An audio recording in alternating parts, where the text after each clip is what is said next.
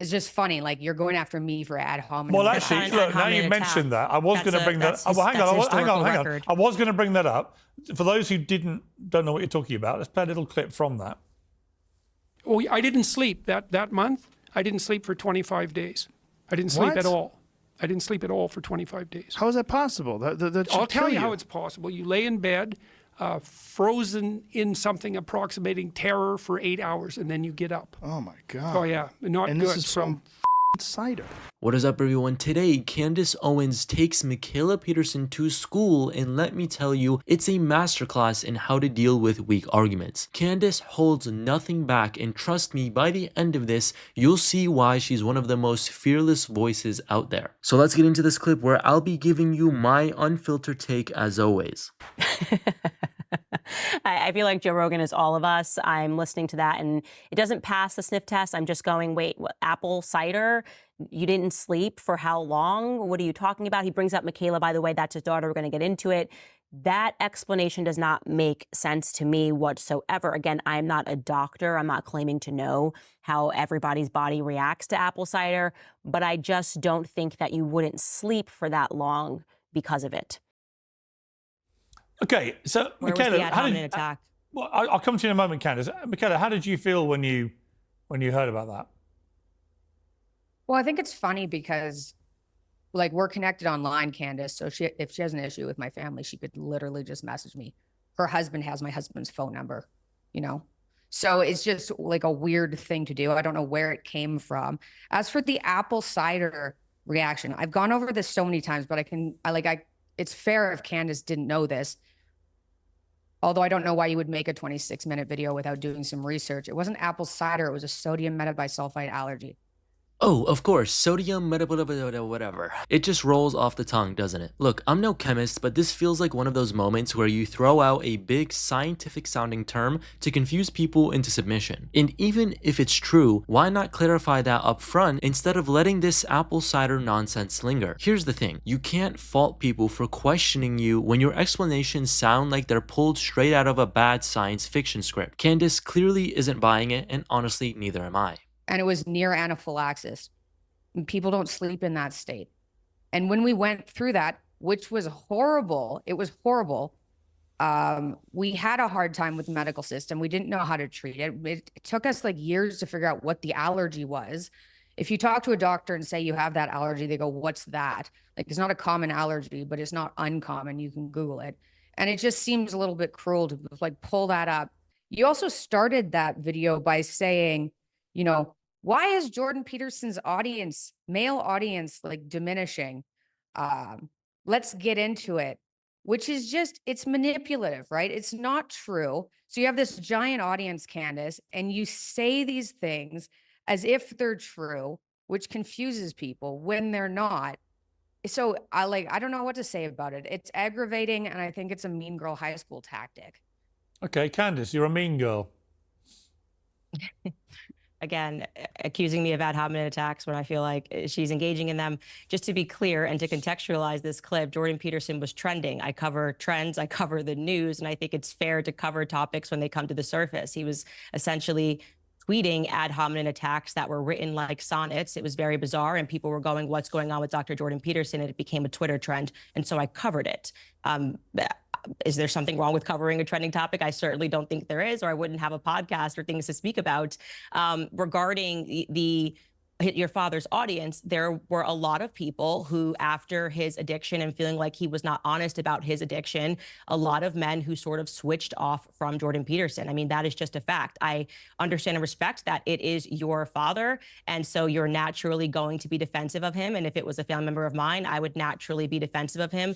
But to pretend like I plucked the topic out of pure air simply to be a mean girl and not because it was trending, literally saying that people are wondering what's going on with Jordan Peterson, I think that's you not being very genuine about why I was discussing it. And I think that I was tremendously respectful. I also paid him a huge compliment. I think his book and what it did for men worldwide at a time when men were being completely stomped on and masculinity was being questioned. And I said I would never remove that and would never take the credit away from him. But there have been some things that have just registered to the public as odd. I didn't make your father trend that day. So I think he's able to deal with a little bit of criticism. You want to respond, Mikhaila? I guess I'm just confused because Candace said she wasn't into celebrity culture. So then I thought maybe it was just a personal thing. If it's not about a celebrity, but maybe I just got that wrong. I don't know what else I can respond to about that. People can listen to, can I finish? Thank you. People can listen to the 26-minute, like you can say, oh, I said something nice at the end. It's the same thing when you say these things and your tone is off. You can be like, oh, tone doesn't matter, but you say things sometimes in a bit of a manipulative fashion to get people to think a certain way. And then when people bring them up, you go, well, those aren't the words I said, but tone matters too.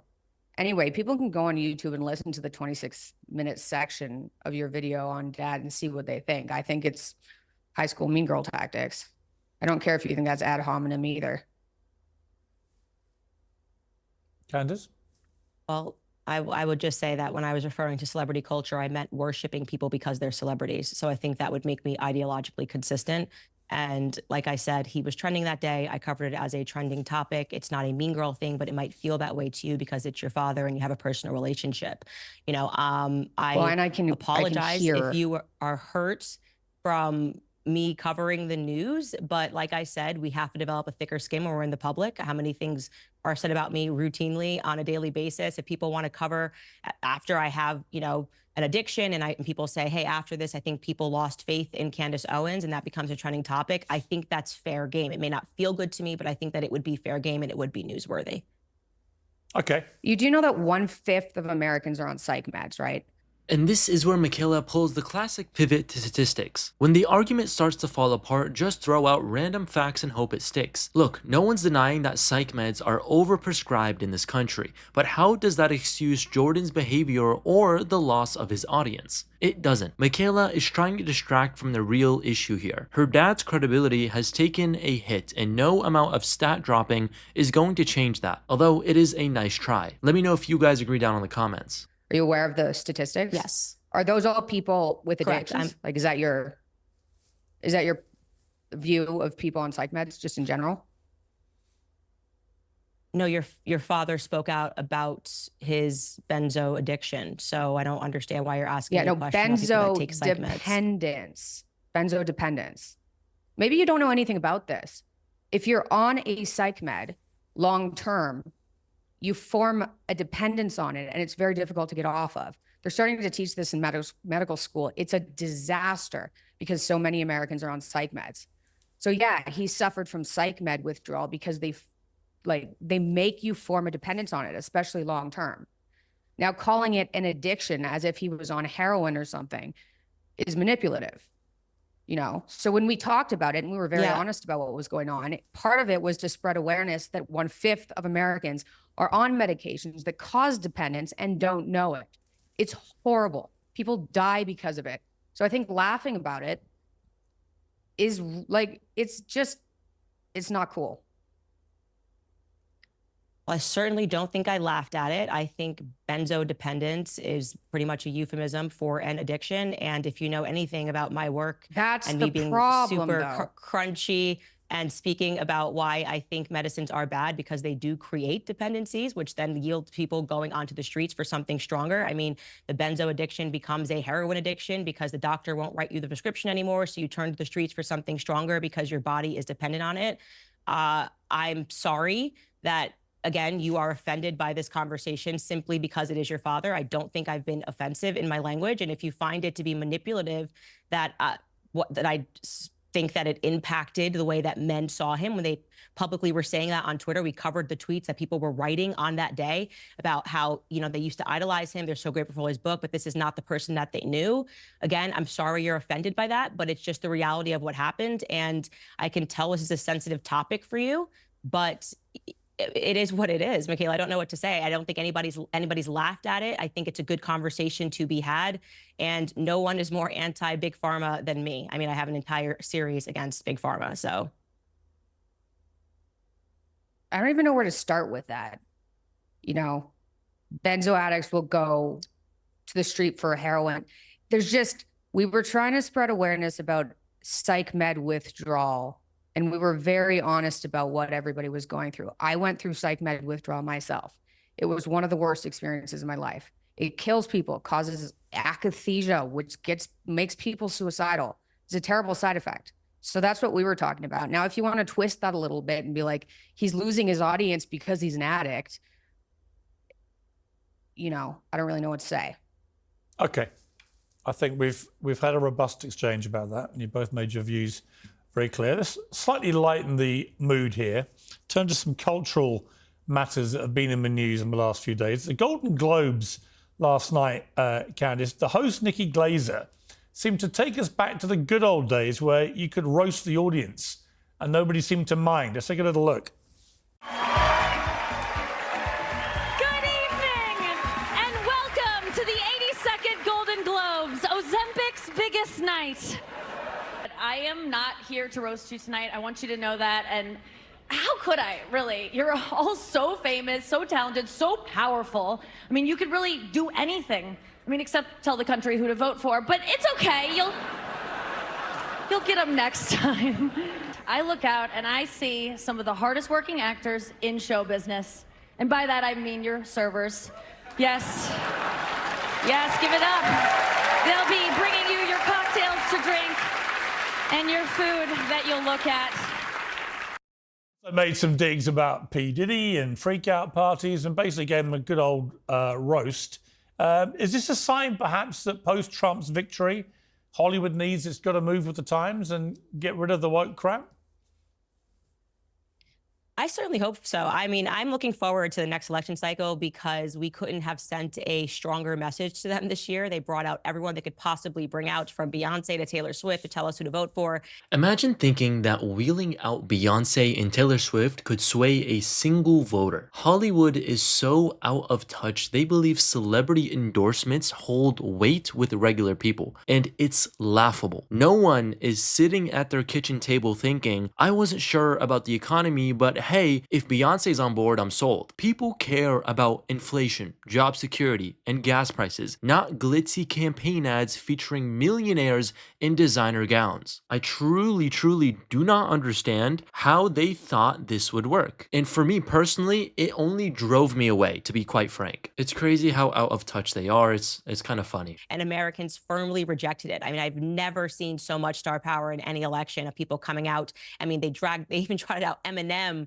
and Americans just forcefully said no. And I think they're quite embarrassed by that. And they're realizing that they have no idea what's going on. They do not have their finger on the pulse of America, and that we are laughing at them, that Hollywood is no longer this sparkly, glittery, unattainable thing. For the most part, Americans think they're out of touch elitists who don't even touch their own door handles. So I'm happy to see that. Her jokes definitely, I mean, I just chuckled a couple of times. It definitely seems like it's not about just being angry that the country isn't listening to you. So good for her. Yeah, I mean, Mikhaila, I thought it was interesting because since Ricky Gervais bowed out of doing these things, or was probably encouraged to, because they couldn't dare take the risk of him taking the piss out of people, it's been crying out for a host to come and do that, to just have a bit of fun.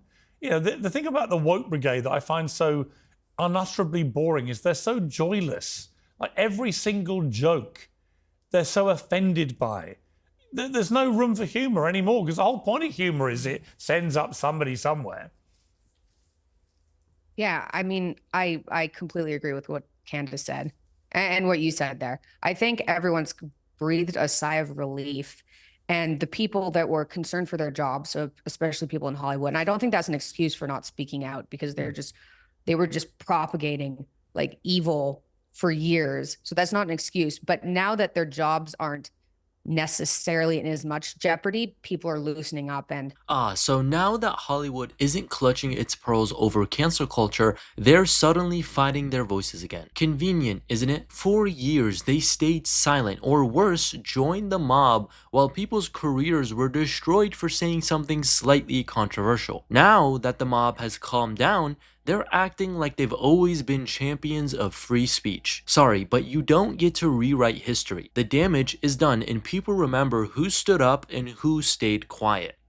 I'm pretty thrilled with the direction we're heading in. Like, there's definitely problems. There's visa problems. There's immigration problems. There's like people bickering amongst themselves. There's problems, but I think we're headed in a really good direction. And there you have it, folks. Candace Owens just dismantled every weak argument Mikhaila Peterson tried to throw her way. At the end of the day, facts and logic always win. At least that's what I think. However, I'd love to hear what you guys think. Was Candace too harsh, or was she just keeping it real? Let me know in the comments below your thoughts on this argument and the points made. Be sure to give us a like and subscribe, and we'll see you guys in the next one.